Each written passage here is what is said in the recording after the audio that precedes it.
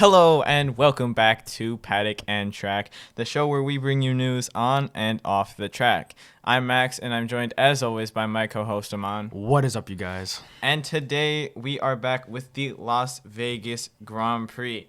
This was, they always hype up Las Vegas and it's never really very good. We always see it since the good old Bahrain Grand Prix, but next year will be Australia. But first race of the year, we always see it. Yeah, and buy your tickets now. Yeah, the ads are always up on like every track. I don't know how they have this much money to spend solely on Vegas, but I don't know. But the race, it was all right. It's just doing Vegas things in its second iteration, as we've seen it now. Of course, it goes. If you want to go really far back, there was a previous Las Vegas race that wasn't on this circuit how we know it today. But this circuit, I always find is very strange, for several reasons. The first of which is that the grid is not straight. Yeah, it's the back of the grid is coming out of the final corners, which is quite odd to me too. I think. And that final corner is typically flat out. Of course, it depends on, your fuel load and your tires, but it is still flat out, but it's a weird spot because usually the grid is straight. All of the cars are lined up straight. But in Las Vegas, the last like 4 cars or so have a little bit of a curve back. Yeah. It's just slightly weird. It's probably not that big of a deal for the drivers, but it's still like a little weird. Yeah, especially since every other track, all the drivers are on the straight. Yeah. But, it's also odd. Also this track also is the second longest track on the grid. Yeah, but I think we have to realize that like this is a weird track. Like it's made out of entirely public roads, and well, mostly I suppose there's part of this of the front straight that is permanent. But of course we've had other street tracks, but a lot of those, let's be honest with ourselves, the roads in the United States are not the best. No, not really at all. A lot of other places, not in general, of course, I'm making a generalization, and I don't know exactly, but I feel like a lot of other places, they seem to maintain, at least, especially those roads, like the roads that they know that the races are on, they seem to be maintained pretty well. We've seen in the past, last year at Vegas, Carlos Sainz got taken out during section. It was it's a drain it's cover. It's a drain cover, loose. yeah. And we've seen also, you can look even to the Chicago street race, they paved a bottle cap into the road when they were repaving. So I feel like there's a little bit of care that doesn't necessarily go into these American tracks. Well, also I feel like it was a detrimental issue a little bit more today. Also, that there was also litter on the track. Yeah. And we saw this last year, but there's just like garbage, like genuinely garbage on the track. And it's affected race. It affected, especially this race, it affected our drivers. And it's really silly. George Russell had run-ins with the garbage on the track. Alex Albon also did. He had garbage stuck in his duct, which made him cause him to overheat. Yeah. So Russell got lucky that he was not terminally affected by the garbage on the track, but Albon of course was, and it kind of shows you that like Las Vegas, it's not really ideal for a racetrack.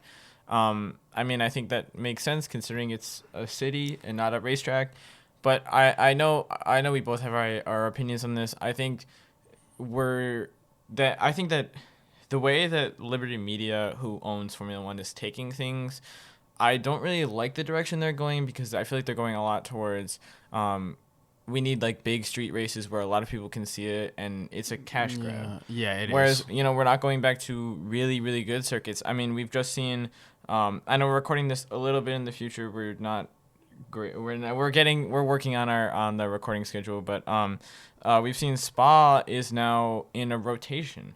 Right, yes. Spa is not going to be in the calendar. There's 2 years in there. I know that they're not going to be racing at Spa. They're going to be rotating, and I'm sure, I would hope at least that maybe they'll be adding some more tracks. But Spa's a really good track. I don't know why it doesn't deserve a spot every year. Yeah, and I think really it probably comes down to the fact that it's a money thing. Yeah. But Spa is such a historic and legendary racetrack, and it's like why are we prioritizing?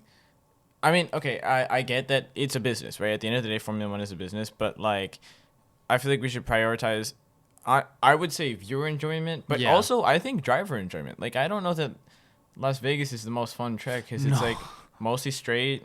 And it's really long, and the track's really long too. Yeah. I mean, as you mentioned, Spa being the longest track in the calendar, but also Las Vegas is the second longest track. Yeah. Like, I don't think anyone wants to drive a track where the streets, like a street track, that is that long. It's like, It's kind of tiring, I bet. Yeah. After a bit. But getting actually now into the race, the qualifying was very interesting, especially from Pierre Gasly. Yes. Pierre Gasly managed to make it all the way up to third place. So very, very good result for him in that Alpine that has not been the best car this season.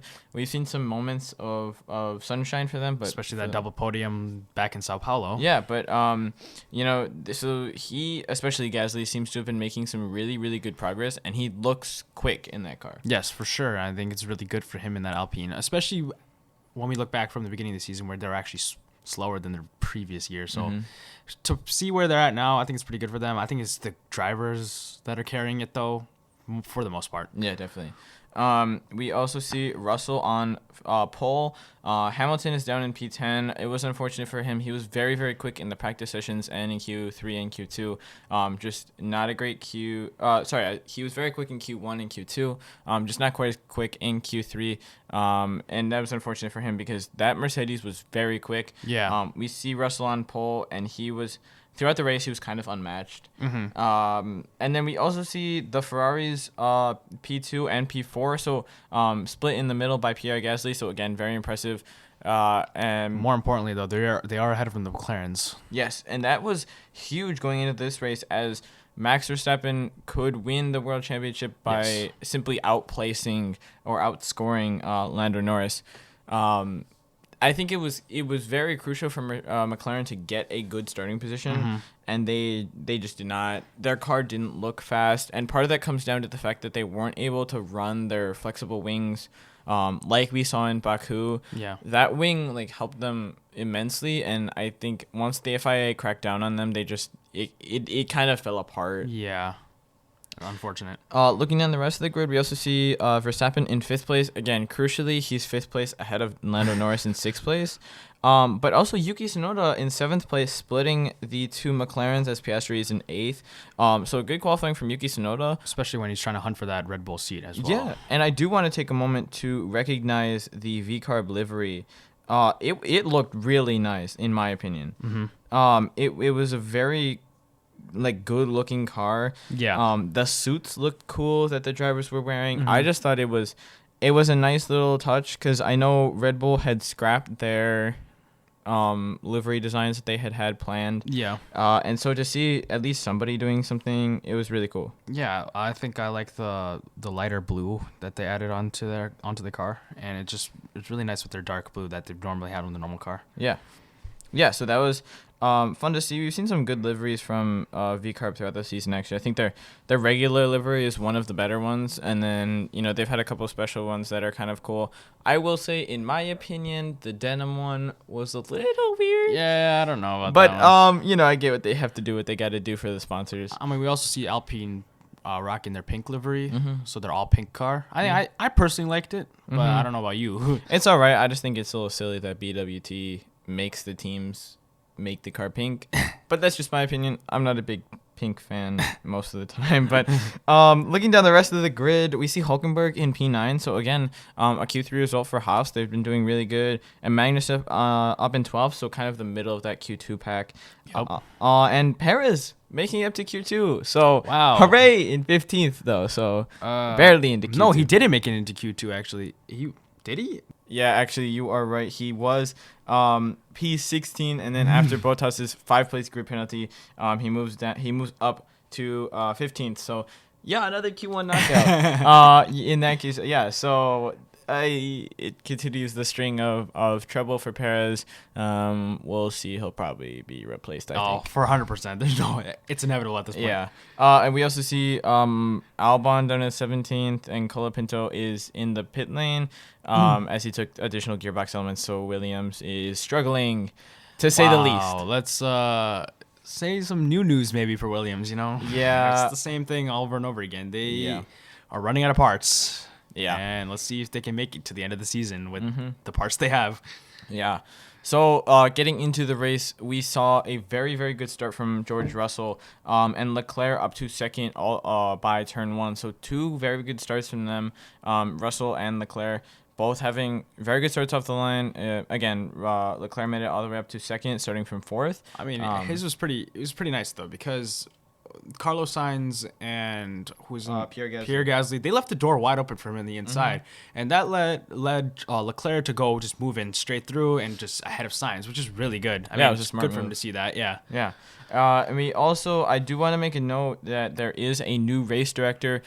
He is actually, at the moment, I believe, still at this point, the race director for all 3 of the major Formula Series. Wow. So he's the race director for Formula 1, Formula 2, and Formula 3 right now. Rui Marquez, the world's busiest man, probably. I'm sure there's more busy men, but he's pretty busy. And supposedly he's been doing a pretty good job. I thought throughout this race, I didn't see anything that I was like, that's atrocious. I mean, of course, there really weren't any penalties.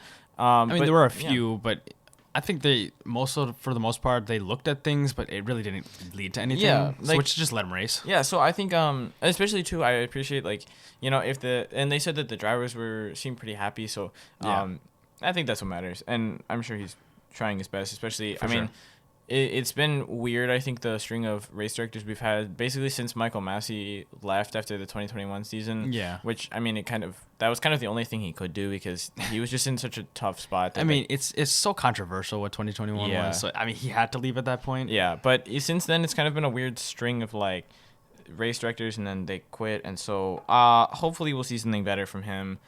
I mean, I think it will be, because he runs all 3 Formula Series. So. Yeah.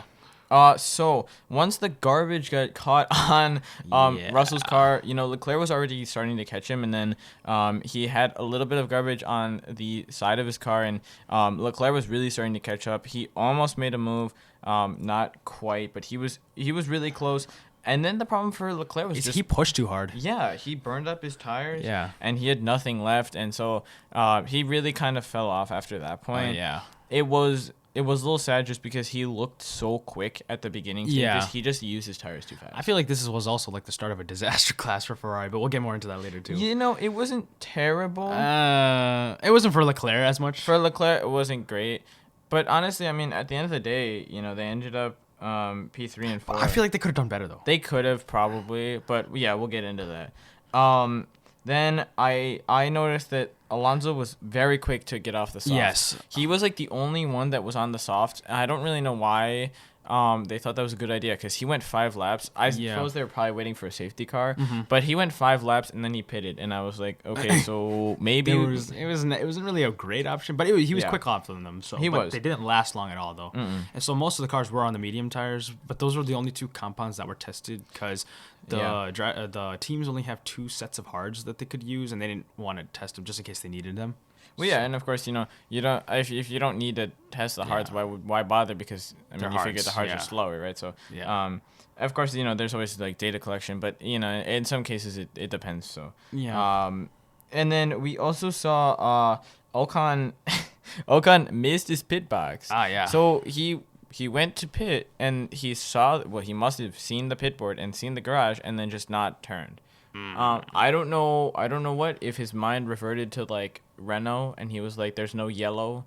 Why would I don't know. Okay. Something from Ocon was weird, because he had to go around another lap and come back to the pits. Wow. Yep. That's he's a professional. Seems like Ocon things going on over here. Yeah, a little bit. So that was sad, and then another mishap for Alpine, unfortunately, as Pierre Gasly, his car seemed to have a reliability issue. His car started smoking. His engine exploded, basically. So almost, yeah. It was unfortunate because, of course, he started P3, which is very good for him. He had a really solid chance at some good points, and then he's just had reliability. I think it's issues. just that Renault engine. I feel like they're the only team that has run that Renault engine this season, and we've seen time and time again, specifically Gasly, which is unfortunate for him, that his engine has not. at some points, like he didn't even start the race because his engine just crapped out before it even the well, race and began. we too. do know that they are going to be switching, I believe in 2026 to the Mercedes engines. Oh man. But at the same time, it's like, yeah, they're the only ones. Of course, I mean, they are the Renault team. Alpine is owned by Renault. Yeah. So it makes sense that they're using the Renault engines, but everyone else is off of them, you know. We used to see Red Bull on the Renault engines, and I believe McLaren was running the Renault engines Yeah. for a little bit, and then Seems like their time of these engines seem to be done in F1. hopefully for Alpine's sake, they'll see a bit of a rise in performance once they finally make that switch. But yeah, I think you're right. Like the engine is kind of past where it was. Because I mean, really, they only had like some success. They had limited success with Red Bull, and then Yeah. Red Bull switched to Honda, and they were just like Better. much better. Yeah. Yeah. And now that Red Bull owns pretty much all of that Honda engine development team, it's like, I mean, Yeah. there's no point. There's no point in using the Renault engine for anybody because clearly Alpine is not fast. Yeah, not at all. Yeah, and Yeah. that engine's just unreliable too. So there's like no point in keeping it. Another thing is that Hamilton was very fast. We saw both Mercedes seemed quick. They were both fast. Yeah. But Hamilton, especially after his first pit stop, he got on the hards, I believe, and he was flying. Yeah, he was, and as we said earlier, he showed the speed that the Mercedes had this weekend, and yeah, it was really quick. Yeah, and no one could really catch up to them. This was a George Russell masterclass, this race. Oh yeah, We've seen this once or twice before that George Russell seems to just tap into something, and he's just quick. he's just there. That was this race for him. He was very, very fast. Basically never lost the lead, and he was no one could touch him. I mean, there was a little bit where it looked like Hamilton might be able to catch him, but he could not. The only reason why George Russell even got even close to being caught was because he had debris on his car, but that was it, and it was just really good for him. Really good race for him. Yeah. We also saw Albon retiring, as we said. Very, very sad for Albon. Williams just needs a bit of a break, I think, at this point, and they are just not getting. Williams mechanics. Yeah, those guys. You know, this is probably a smaller issue. At least he didn't crash, right? And Colapinto didn't crash either. So. Yeah, so there's something, but it's unfortunate. I mean, and everyone, that's really not his fault in any way, shape, or form. You know, there's just stuff on the track for some weird reason, and it just happened to get caught in his car. Unfortunate for him, kind of unpreventable, at least for the most part. So it's really unfortunate because, again, Williams just kind of needs a break. Yeah. All right, and then here's where Ferrari's weirdness begins. All right, so we see Ferrari. The Ferraris are really close to each other, and Hamilton. Hamilton's behind them too. I think it is Sainz, Leclerc, and then Hamilton. Yes. So was at the time, and then so Ferrari called for a driver switch, because Sainz was he losing his grip? Was he losing grip on his tires? I think they just wanted to box. They wanted to box Leclerc, and they were like, "Well, let's put them in front." I'm not exactly sure, but they decided to switch them for some reason. For some reason, and it was a really risky switch because Hamilton is right on them. Yeah, and then they went to the pit entry, and Sainz like cut across the white line. So essentially, when you go to the pit entry, there's a white line, and once you're on at least at Las Vegas, the pit lane's on the left side. So once you're across that, you're on the left side of that white line. You're not allowed to cross back over. Yeah. But I guess he got a very late message that they were just not ready for the car in the pits, and so he had to, like, last second he had to leave. He had to leave. He had to cut out of the pit lane. So I don't think they actually ended up giving him a penalty for it. I don't. Yeah, sure it was why. Weird. But yeah, so you're not really allowed to do that, and then Hamilton right behind him was trying to pit also. Yeah, and then it was just really dangerous. Yeah, so this is just kind of silly from Ferrari. I don't think the pit crew should be ready to go when they want the driver to pit, and so it's kind of silly. At the end of the day, I mean, Sainz still managed to finish third and ahead of Leclerc, so it didn't seem to hinder him too much. But yeah, kind of silly from Ferrari. And then we also see, I just thought it was interesting to note that Hamilton and Russell were like way out in front. This is kind of the things that we've seen, like from McLaren a couple times this season, from Red Bull, especially if you look to last season, where the drivers are just like gone. And it was both of them too. Yeah. They have a very good driver pairing, I think. We talk about sometimes where Lewis Hamilton is just not very good. This was not one of those weekends, at least. He looked quick. He was quick, and they were P1 and P2 by a long shot. No one could really get to him. Neither of the Ferraris had the pace that they looked like they might have had, especially early in the race. They looked like they had the pace, and they just did not. And Max was nowhere near, and the McLarens were just not very fast this race. So no. Yeah, no, that was really impressive from them. And then it resulted in a Mercedes win too. At the end of the day, you get Russell first, Hamilton second. So I think a really, really well-ran race by Mercedes. It's a pretty successful weekend for them, I think, too, as well. They're just a really fast car. Just everything looked good. Yeah. We also see, looking down the rest of the grid, again, so there's a Ferrari 3-4, so Sainz third, Leclerc fourth. Importantly, they're ahead of McLaren, so... So that's a good points for them because they are in the Constructors' Championship fight with McLaren, Max Verstappen in fifth, and then Norris and Piastri right behind him in sixth. There we go. Max Verstappen, four-time world champion. It's interesting. This was probably it's probably his second hardest championship to win. Yeah. Right, because of course 2021 is his hardest one. Yeah. And last season was pretty easy. We'll be honest. 2023. I think that was the hardest one ever. He just won every race. Yeah. And then 22 even was not very difficult for him. But this season I think was his hardest because honestly he didn't have the fastest car for a majority of the season. And that is difficult. And you had competitors like McLaren. We had talked about, does Norris actually have a chance? I don't really think. I think when you actually look at the numbers, you realize that he never really had a chance. It felt like maybe. For like a little bit, it felt like maybe. Because he was kind of close. But when you go back and look and you stop looking at all the people saying, yeah, Norris has a chance, and you actually look at the numbers, like everyone just forgot the beginning of the season too. I mean, he won. I think Max Verstappen just rattled off like 7 wins in the span of like 9 or something like that. Yeah, it was a whole bunch. But it was a whole bunch of races. Yeah, and so it was an impressive season from Max nonetheless because even when he didn't have the fastest car, he was consistently up there. Oh, yeah. And I think that's something that Lando Norris didn't have. And also, I think he also had a really good masterclass race in Sao Paulo. I think that's also defined his championship run this season. I know it's not the only thing that did, but it was really good because what did he start at again? I think he was down in 17th, I want to say. But either way, he was really down there. All the way. No, he was what? He was starting, I believe 17th. He was P17th. Yeah, he started P17 and he went all the way back and got to first place in a chaotic race. Like he really good in the rain, really good, and that's like really good skills to have. His experience, his championship mentality, all of that, it contributed to his 4th world championship this season. It was really well deserved by Max Verstappen. Yeah, and I think you have to, again, I think it goes back to the consistency, right? Max, even when he wasn't necessarily in the fastest car, he was consistently the fastest driver. Yeah, for sure. Not the fastest driver, but he was consistently like in the top 10 sort of, right? Yeah. He was always there. Even if he wasn't right at the top, he was always there. He was there. Like, he was scoring decent points. Like, he's definitely in the flow. We always try to look at the top drivers all the time. We're like, oh yes, Lando won this, George Russell won this, Hamilton won this, but we always see Max Verstappen, P4, P3, P5. I mean, he's always there. He's never been below.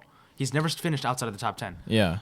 One, I think another really just important thing to consider is that, like, Lando Norris was like, yes, he was quick occasionally. But it was the car. Yeah, well, the car, sometimes the car wasn't great, but I think you have to consider that, like, when the car was bad, he was bad. Exactly. I mean, he wasn't necessarily terrible, right? Like, this race, the car was pretty bad, and he finished 6th. But you have to consider Oscar Piastri was behind him in 7th. Yes. So, and yes, we know Piastri is a good driver, but if Lando Norris wants to think that he is a world championship contender, this performance does not show a world championship contender. Not at all. I mean, well, yeah, we see that Perez is not the greatest second driver. We know that, but we know that the gap is huge. But Max Verstappen consistently outperformed his teammate as well.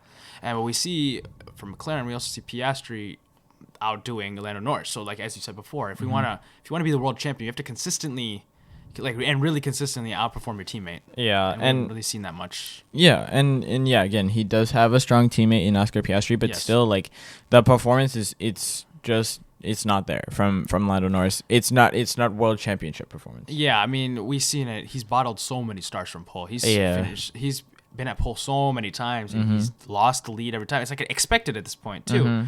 And so if he can really improve that, I feel like he could be a world championship. He could be a world champion in the future if McLaren really continues. Yeah, if McLaren builds another good car, another fast car, I think he just needs a little bit more maturing to do. Yeah, I mean, he just needs to be open to learn. Yeah, but I think that's the thing. Is like he has to be open and willing. I think he got that a little more as the season went on. And I think he realized that maybe his championship dreams were not quite there. Yeah, I think he started to be a little more humble. Like you look back to like Hungary, and he was not willing to give up that place to Piastri. And then you get a little further in the season, and he just seems a little more composed, which is good, of course, but.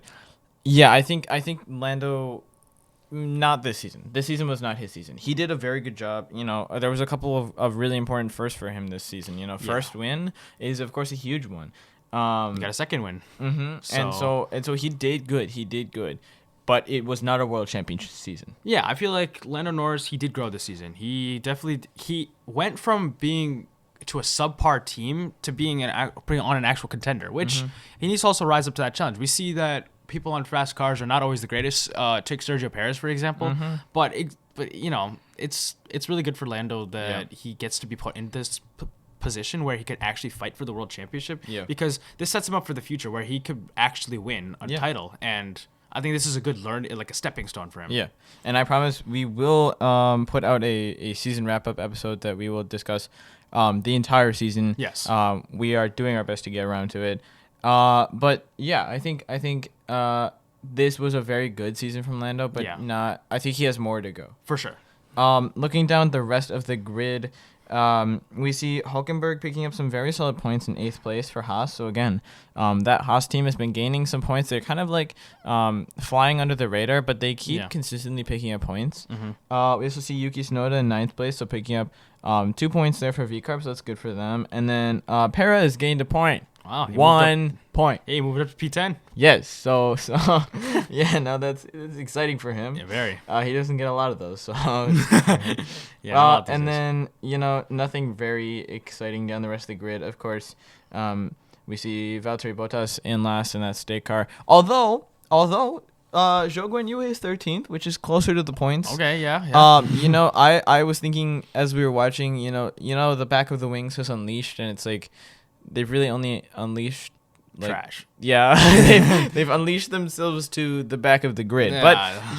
But steak is not great. And we will get to this, I promise. But steak has driven themselves into the ground. Yeah, it's not great. But yeah, so it was honestly overall it was a good race to watch. I enjoyed especially seeing just like how good the Mercedes looked this race. That was really cool. And yeah, Max Verstappen World Championship. So 4 in a row for him. I do want to get to our old pal, our favorite man, Logan Sargent is back in motorsports, not in Formula 1, but you know what? That's okay. He is going to race in ELMS, so that is the European Le Mans Series. It's sort of similar to an IMSA or a WEC, but just like almost like a junior WEC. So it's an endurance racing, but they don't have like the prototype cars. So they still have like the LMP2 cars, and I believe that's what he will be driving. Yes, an LMP2 car with iDeck Sport. So that's very exciting for him. Yes. We know he did a test in the past with IndyCar, and that has not panned out, at least at this point. But this is very exciting for him. I have a feeling he'll be back and he'll be winning world championships in F1. No, I'm kidding. But it's good for him though. He's back in the sport. Of course. Yeah. And one thing I actually saw that I wanted to touch on that I thought was very interesting, is this is sort of related to Formula 1, is on the business side, but I think it's kind of interesting that. So I saw a picture from the McLaren from 2015 and the McLaren from 2024. The McLaren in 2015 had 12 sponsors. Okay, so that seems like a reasonable amount of sponsors. Yeah. In 2024, they have 49. Wow. 49 sponsors. That's a lot of sponsors. That is a lot of sponsors. And you look at from 2015, that car is sponsored by like a lot of big companies. Yeah. you know, you have people like Mobile One and like CNN, I guess, is kind of random, but they, I guess, sponsored McLaren. But, and then now you just have so many like random, like tiny companies, and you're like, what is this? I don't know. I just think it's interesting the way that the modern world of Formula One is that it's all money based. And so, I mean, you know, you hate to say it, but it's true. And they have so many sponsors. Yeah, it's a lot. So yeah, I just thought that was a little interesting fact we'd throw in there. Yeah. But I think that wraps it up for us on this episode of Paddock and Track, and we will see you guys for the next one. Goodbye.